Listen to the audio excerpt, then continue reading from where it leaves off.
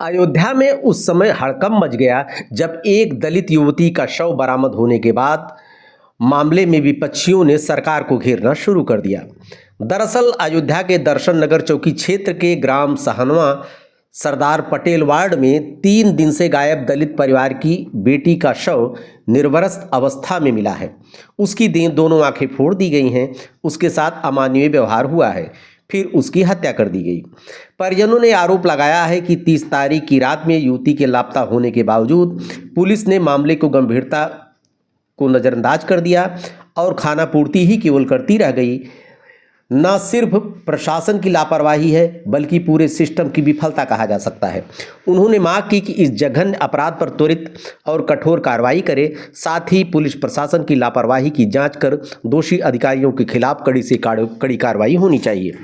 मामले पर एसएसपी राजकरण अय्यर का कहना है कि कोतवाली अयोध्या चौकी दर्शन नगर क्षेत्र के अंतर्गत घटित घटना में पुलिस द्वारा संदिग्ध व्यक्ति को हिरासत में लेकर पूछताछ की जा रही है और उसके लिए कई टीमें गठित की जा चुकी हैं।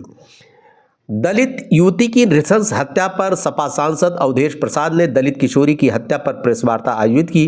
प्रेस वार्ता के दौरान सपा सांसद फपक फपक कर रोने लगे। बोले, न्याय नहीं मिला तो लोकसभा से इस्तीफा दे देंगे।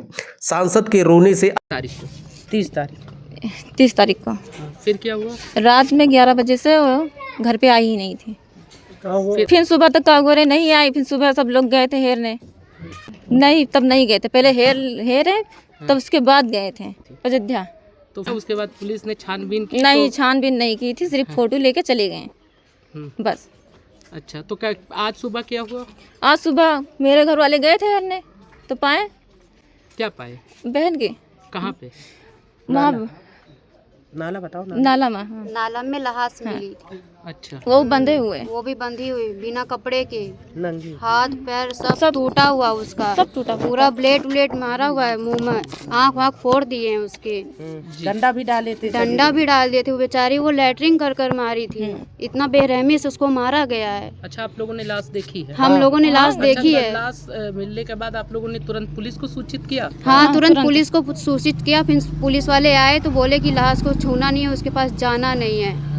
तो फिर बाद में लाश आई, वो पोस्टमार्टम करने के लिए लेके गए उसको। अच्छा, किसी पे आप सबको शंका या किसी? नहीं, किसी पे शक नहीं है। इसके पहले कोई लड़ाई झगड़ा? नहीं, कोई लड़ाई झगड़ा नहीं है किसी से। अच्छा, तो किसी पे आपको शंका नहीं है? किसी पे तो शंका अब नहीं। आगे आप लोग उच्च अधिकारियों से क्या कहना चाहेंगी?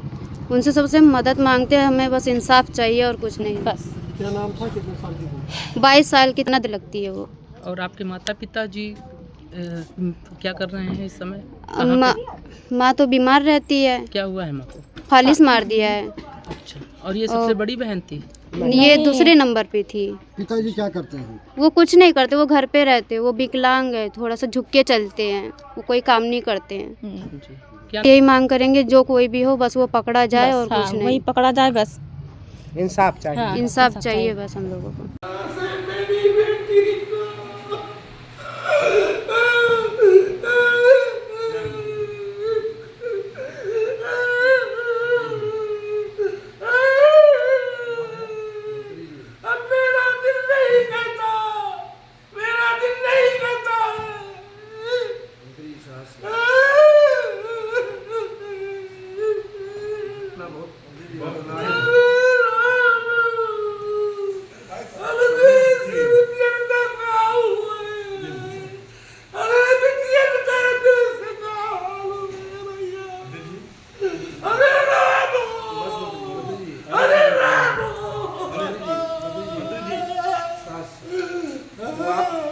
आप उसकी लड़ाई लड़िए, लड़ाई लड़ी जाएगी, सब लोग साथ लड़ाई को आप लड़ेंगे, उसको न्याय उसके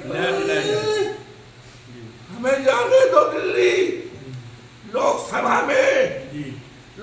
में जाने दो। मोदी के सामने हम बात रखेंगे।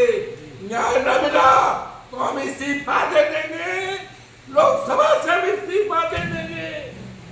हम बचाने में, हम बेटी की इज्जत बचाने में नाकामयाब हो रहे हैं। इतिहास क्या कहेगा? महारामारी में इतिहास सैकड़ों साल बाद क्या कहेगा? अरे तुझे पीछे आप बहुत लड़ाई लड़े हैं मंत्री जी, कैसे बिटिया के साथ ये हो गया? आपने कितने लोगों को न्याय दिलाया? बहुतों को आपने न्याय दिलाया है, फिर न्याय मिलेगा। आपने बड़े से बड़े मामले दिलाया, लेकिन ये तो इतिहास का सबसे बड़ा मुद्दा हो गया, सबसे बड़ी घटना है। जी जी, बहुत बड़ी घटना है।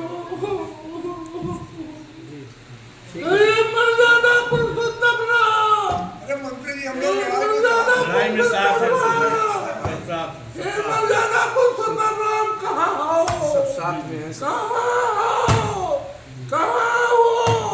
सीता मैया कहाँ हो?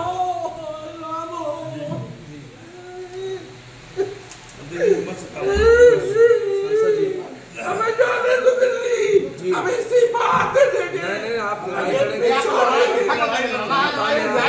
न्याय दिलाना है, लड़ाई को आप लड़ेंगे, न्याय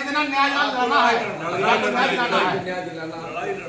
आप तो हर लड़ाई को लड़ते हैं।